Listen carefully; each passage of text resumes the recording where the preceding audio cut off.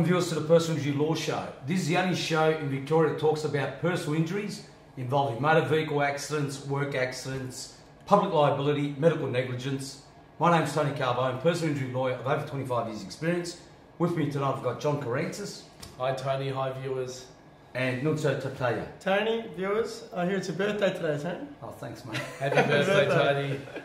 And Tony, well, what's in the news? Viewers, there's been a lot of stories in the news, but the first one we're going to go to is a story about bosses evading death fines. If someone dies on the job, the maximum fine that a company can get is around $1.2 million, and individuals about $250,000.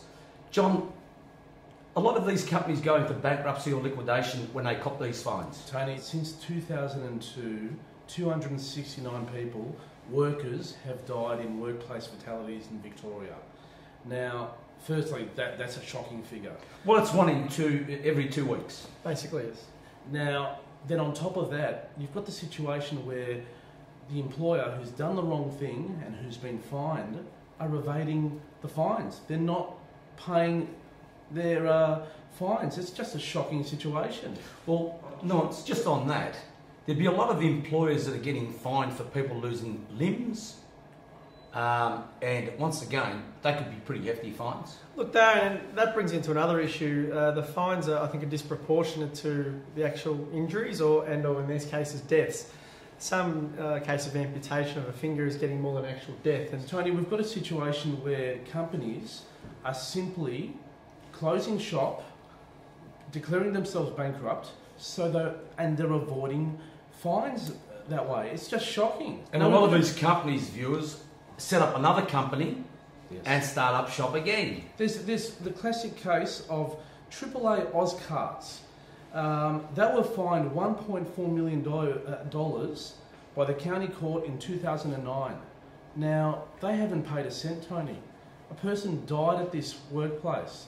It's shocking. What's worse, I think about 2 weeks later, he started up another business Exactly. called a slight variation on his old company name. It's actually outrageous, isn't At it? the same site. Yeah.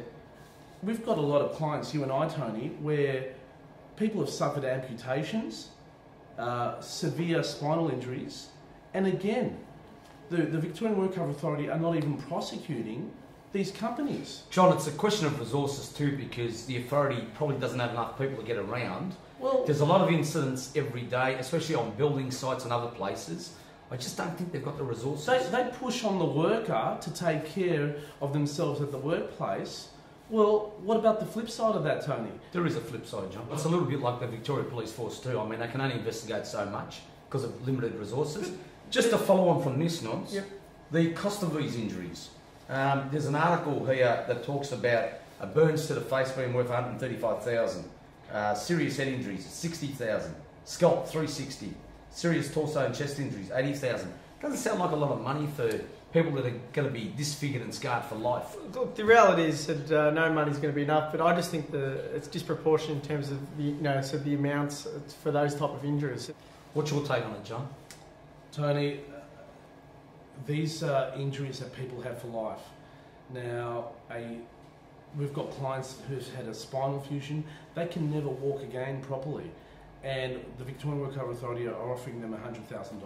But John, is it a balancing act between premiums and what you pay workers? Of course. And we had a situation 10 years ago, or just over 10 years ago, where the system was $2 billion in the red. Exactly. So it's striking a balance, isn't it? Yeah, but we don't want to be in the situation that New South No. Wales is at the moment, where totally the work cover laws have been totally almost abolished. Well, there's $4 billion debt. Exactly. But what could you do differently? You said, what can the VWA do in the sense of, if you do change companies and, you're a director of another company, what else Exactly. can you do? Make the director personally liable for the actions at the workplace. Or preclude them or exclude them from setting up a company to take Exactly. over from the company that's gone into liquidation. Yeah, make the personal liability, not a company, an empty company. Anyone can just set up an empty company on the shelf, as we know, Tony, and then close it the next day, and you escape personal liability. I think you'll still have the same issues, because then they'll just personally declare bankrupt and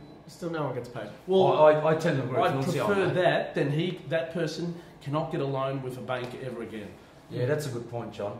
You both make good points there. I think that Nuncio's point's a good one, and I agree with you, John. At least they get taken out of the equation. Let's keep moving, guys. Now, there's the story of the lady in Canberra that got $1.3 million payout in a work accident working for a furniture company. Now, she was only 24 years of age. Can you tell us a bit more about this, John? Tony, she's working for Freedom Furniture in Canberra in the 1990s, and in 1999 she suffers a back injury, and initially it seemed like a pretty innocuous incident, didn't it, Tony? It did. However, she has not been able to work since, struggling, really massive consequences on her life, and the ACT, the Canberra Supreme Court, has awarded her $1.3 million. What do you think, Nuns? Look, I think it's a very good judgment for the plaintiff, and look, I think this shows, because in this case she's an architect and she's made attempts to go back to work. I think she has set up a business, but not getting a lot of income out of it, and I think that's looked upon favourably by the court, because she's stoic and trying to get back in the workforce, and and the courts reward her accordingly. $170,000 for pain and suffering, and the balance $800,000 in economic loss. Well, she's only 24 years of age, guys, so that's a big factor there. If it is a partial loss, she'd probably get the $800,000, wouldn't she, John? I think that's how they've come up with but that figure. Tony, you and I both know these type of decisions are not often. Far and few between, viewers. Just quickly, because time's flying. 2 all-rig workers die, often Northern Territory, where there's equipment failure. Once again, it comes back to this issue of employers' responsibilities. Yeah, and I mean, at the same time, the context of these deaths, we're talking about working with petrol and at a refinery.